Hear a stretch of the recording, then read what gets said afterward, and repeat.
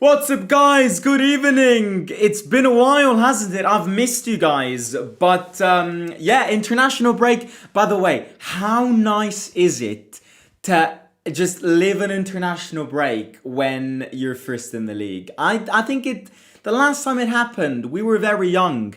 So it's different. It's definitely different. But I cannot wait until we get back playing. And I'm so glad that this is the last international break until March. I'm very happy because I hate these little interruptions, these little breaks, especially for my national team. Like, these games are absolutely useless. We are going to get the playoffs. There is no way we score 9 goals against Haaland on Sunday. So, playoffs, it's going to be for us. Yeah, I mean, are you guys going to the World Cup? I hope so, mate. I hope so, because it would be disastrous not to qualify for the World Cup. I watched yesterday's game, like, for 30 minutes. I can't lie and say that I watched the entirety of yesterday's game. But from what I gathered, our boys played very well. Mancho, of course, scored.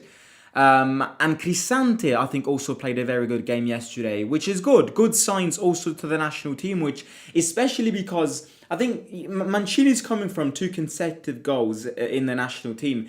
This is again an example of Gasperini's footstep. He's scoring so much. I filmed a video on TikTok this morning. He scores regularly, both for us and the national team, and this is something that he's always had, that killer instinct, in my opinion. But it's something that Gasperini has added to him. Presence in the box, offensive projection. And yesterday he scores a great goal and could have scored another one because he missed quite a good chance, apparently, after 30 minutes. But yeah, I think our boys played well. But yeah, I mean, national team, we suffered tremendously against Moldova yesterday. Not that the game really counted, of course. But yeah, I mean, let's see who we get at the playoffs. Playoffs are never easy because they're always like a hit or miss, kind of like a heads or tails. But yeah, I mean, we need to go to the World Cup. I can't imagine our country. I cannot imagine my country out of yet another World Cup. It would mark the tombstone of this Italian football movement generation. It really would. Like, it would be something out of this world. Out of this world. But I am very happy. If Italy don't qualify for the World Cup, I've got my emergency backup plan. I'm gonna root for Cape Verde because my nanny, like my family has, we have this. Like, ever since I was born, even probably before that, we have like this lady who comes and, like, the cleaning lady. And I grew up with her. Like, I love her so much, and she's from Cape Verde. And the moment Cape Verde qualified a month ago, she was like so excited. So if our journey doesn't go as planned, my back plan will be Cape Verde in this World Cup. But hopefully, thank God, we will be there. But hopefully we won't get hard opponents. Otherwise, I don't think it's going to be that easy. Anyways, moving back to Roma, because international breaks are pointless. And we're not here to speak about them. We're here to speak about our beloved Roma, which we truly miss. And we're here to speak about Zirkzee because there have been confirmations. Remember, in the last international break, we started speaking about this. We started speaking about these rumors, and they were based. That nothing. It was only a seed being planted in a terrain. Nothing really grew. In this new round of international breaks, we have confirmations from Matteo Moretto, which we know is a very reliable source. And he says that Joshua Zirkzee remains the name at the top of Roma's agenda. Discussions with his entourage are ongoing daily, and Man United have opened up to the option most favoured by Roma, which is a loan with an option to buy. To make room for him, they're looking at Evans Ferguson's situation. The possibility of moving his loan to Everton, the other club owned by the Fredkin family, is being explored. So apparently, you know, we're moving for Zirkzee, and I think it makes sense. It made sense ever since the beginning.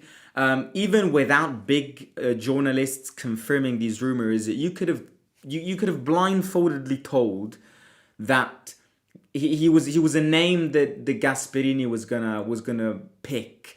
Because I think he suits the way Gasperini wants to play very well. Now again, is Zirkzee a number 9 who bags you goals for fun? Absolutely not. And that's another false statement that we should, in case he arrives, that's another false narration that we should eliminate from our minds. Because we did this with Dovbyk. Dovbyk came and we all had images of Dzeko, so we expected Dovbyk doing things that Dzeko did. Dovbyk isn't that player. Dovbyk is a little box player. I think it's very important, if he comes, not to over-expect a lot of goals from him, because Zirkzee is not the classic number 9. He's not a box striker. He is absolutely not that. So if Zirkzee comes and everyone starts going, well, he's not scoring enough, I'm expecting goals from him. Yes, of course he needs to score. But if you know him, if you know his times at Bologna, if you've seen how he plays at Man United, and if you've analysed his profile in general, Zirkzee is not a box striker one bit. He's somebody who loves playing deep, loves collecting the ball, setting the play, and he loves making other players score. And that, in my opinion, is his strongest characteristic, making players score. Of course, that doesn't mean that he doesn't score. He will have his goals. But to expect 25 goals from Zirkzee, no, that's not who he is. I think it suits well because, okay, I agree.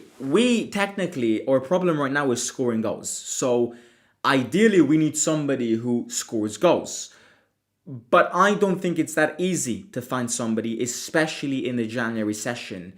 Number 2, I think even not scoring them directly, he will increase your goals, because his technique is incredible. His touch is incredible. And I think he links up with players in a way that makes the others and him both score much. So, I mean, it's a yes for me. I think, if you've been following this league, you will remember that he tore the league apart with Bologna a few years ago, bringing them in the Champions League. He was their main man. And I think Thiago Motta played in that Bologna era. He played some very similar football to what Gasperini is aiming for. So it could really work well. I'm a massive fan of this. I'm on my knees for this to happen. And I like the fact that we've moved early, because if there's something that we need to avoid in January is waste time. The January session is short. The January session needs to be a quick one, a rapid one. Get the players, ideally players which are already on form, not players like Bailey, who will take ages for them to get fit. No, you need players who that are fit and on form. Bring them in immediately and just mix them in your system immediately. And of course, he wants more playing time. I think he wouldn't oppose a return to the Serie A. He knows that this is his league. He knows this league well. So I'm all for it. I'm really all for it. Ideally, as always, you need another left winger. That's ideally what you need. Ideally, in January, you need a striker and a left winger. And I would actually argue that to offload... I mean, look, in our dreams, you also need a centre-back. You also need a centre-back because Ndika will leave for AFCON. And as far as I'm aware, Ivory Coast is probably one of the best teams in that AFCON. So my idea is that he's going to, he's going to miss a lot of games, because I don't see Ivory Coast getting eliminated very early into that AFCON. So in your dreams, you need a centre-back, a left winger, and a striker. Of course, you will need to offload some players. I think the two main players that you need to offload are... If you want to improve and add, you also have to tackle and clean. I think the two players that you need to try and offload are Baldanzi and Ferguson. Again, I am. You will probably look at me and go, "You're a hypocrite. You've been saying since 2 weeks ago that you wanted Ferguson to start ahead of Dovbyk." The issue here is that it's been 4 months. And if that Christian doesn't play, it means that he's not fit. And why do I need to keep somebody who hasn't been fit, according to our manager, for the past 4 months? So I wanted to try, before he got injured in that Verona game. No, yeah. Was it the Verona game? I can't remember. Before that injury, I was like, we need something new up front. Also before Dovbik's positive period, because I think now apparently Dovbik will be out for a bit. Dovbik is going to be out for 2 months. So that is going to be an issue. Which is why I say now, Ferguson will start games because Dovbik is going to get out. And is out and injured. But, this is his time. If he doesn't start or click now, then you need to offload him in January because you need to make space for others. Probably better. So my idea here is you need to try him now because Dovbik is injured. But if he doesn't click even with Dovbik being injured, then you need to offload him. And you need to make space. And the other is Baldanzi. Again, I think he played a great second half in the Udinese game. But the thing with Baldanzi, in my opinion, it's similar with Dovbik. It's similar to Dovbik because when I say that sometimes we get overexcited about little things that Dovbik does, is because we're used to somebody who over the past months has been dreadful. So if he clicks in a game and stops great balls, turns around, provides assists, we hype him up. But in the larger context, he does remain an average player. I think the same can be said about Baldanzi. Baldanzi, first of all, never plays. He got subbed in that game against Udinese because we had no strikers. Dybala was injured, Bailey was injured, Ferguson was injured, and Dovbik got injured. And number two, it's been almost 2.5 years now.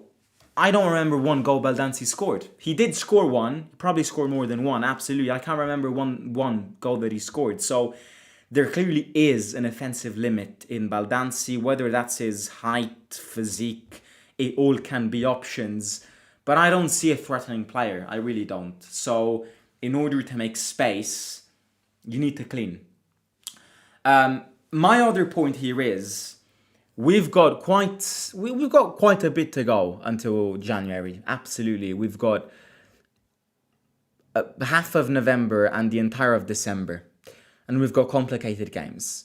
But my point here is, if we were to get to January in this position in the league, then I'm Dan Fredkin and I go, I need to spend. Because nobody was expecting me here. The fact that I am here in January and therefore into the second half of the season means that the team and the manager are doing great. I need to back them. I need to spend. If that means, breaching FFP by a little bit, do it.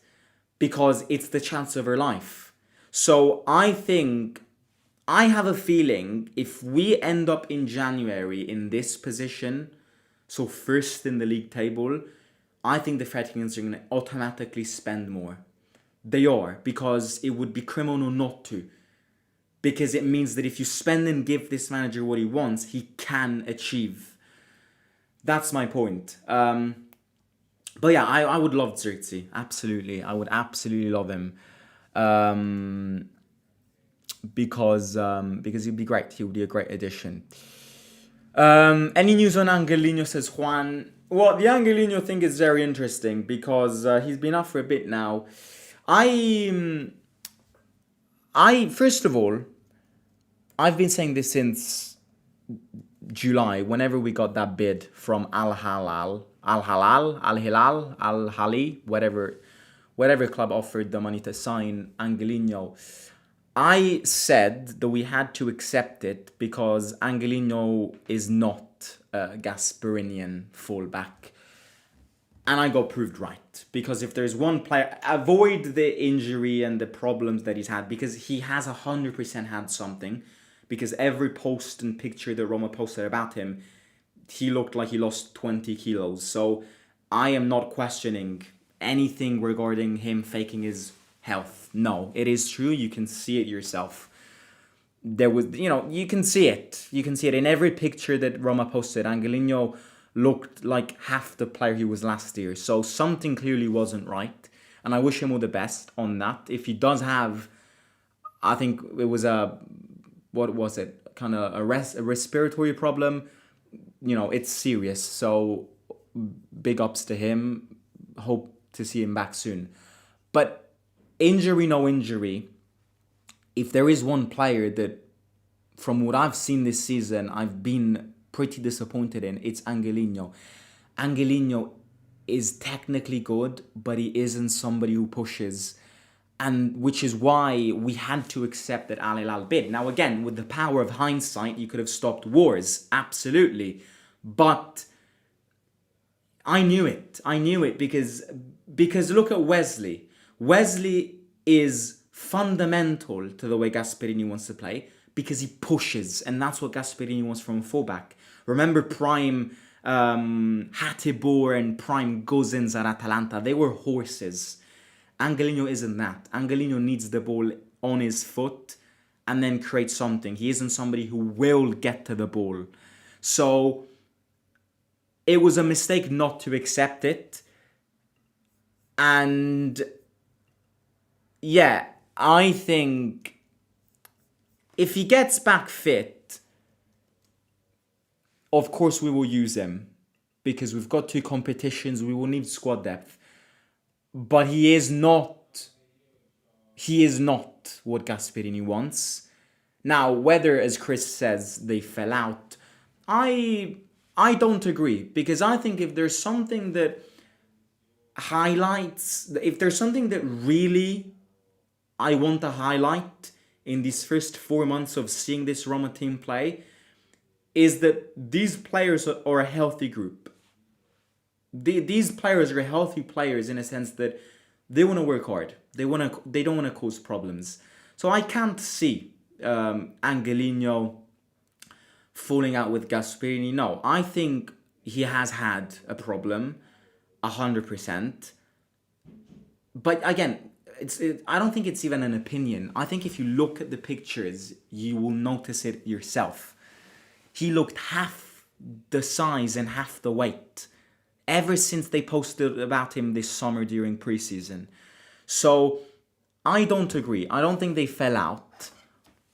Does that mean that Gasperini rates him? No, I think Gasperini doesn't rate a lot of the players he has, but he's making use of them because he understands the concept of uniting.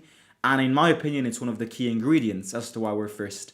Because, yes, okay, it's not a coincidence that Roma is leading the race and leading the table with the most points out of the whole of 2025. I don't think it's a coincidence. But I also don't think it's true to say that we're the best team in the league. So the fact that we are in the position that we are means that these players are healthy players. They don't want to cause problems. They want to work. They want to follow the manager. So yeah, I don't think they fell out. But I don't think Gasperini would pick Angelino in his ideal Roma team.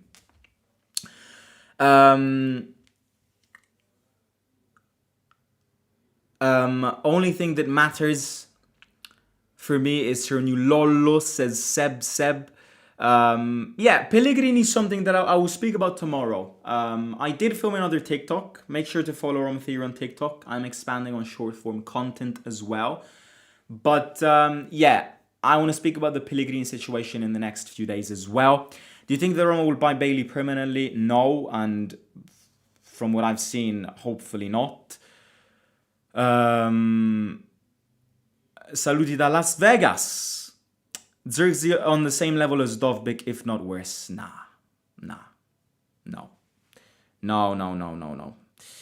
I just cut myself with a scissor. I'm an idiot. Why was I holding a scissor? Look at that. Every time, one day I choke, one day I'm about to cut my finger open with scissors. I will die on stream one day. I disagree. I think, again, everyone thinks whatever they want. But in my view of football, Zirkzee and Dovbyk are incomparable. Incomparable. Like, there were about 8 categories between Dovbyk and Zirkzee. But that's the way I see football. Everyone sees it with their own eyes. I think just on one element, Zirkzee slaps Dovbyk 8 times. And that's touch. Touch. Just on touch, Zirkzee is not even in the same universal category to Dovbyk. He really isn't. But that's my point and my idea. By the way, how good was it yesterday? I was watching 10 minutes of the France-Ukraine game just because I saw the starting lineups and I saw Manu Kone next to N'Golo Kante. And I was like, oh my God, a tear came, I started crying and I'm like, wow, Manu playing next to Kante. You know me, if you've been sticking around for a while, you know that Kante is my favorite player. Like, I know it's a weird take, but I think Kante is the most unappreciated player of my generation of football. He was so good. He was so good. And to see our Manu play next alongside Kante in the French national team gave me a tear. Gave me a tear dripping down my cheek. It gave me goosebumps because I think Manu can learn so much from Kante on a football level. But let me tell you another thing, on a human level. On a human level, I always say this, in a world of egoistic football players, always choose to be N'Golo Kante. Always, always, always. And Manu, if there's one thing, of course, I love Manu's attitude. He's a funny guy, but, you know, playing next to Kante is like, he can learn so much and he would bring so much benefits to us. So I was very happy about that as a Kante fanatic. But yeah, what else? I think I said everything. National team, let me just check. Yeah, I think we said everything, guys. I'm going to end it here. I will catch you tomorrow. Who is the best fullback of all time, in your opinion? That's a very hard question. All time is tough.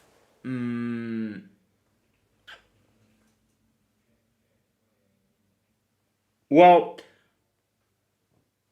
yeah, it's hard. It's very hard. What I saw ever since I'm alive, it has to be Marcelo. But there are some all time is tough. I mean, Maldini technically was a fullback now.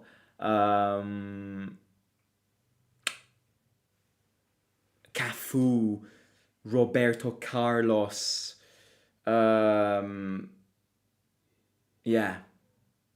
But modern of my era, so last 20 years, I'm gonna go Marcelo and probably it's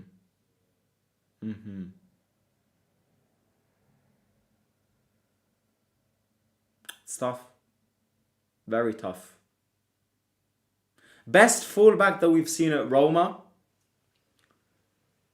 in my lifetime.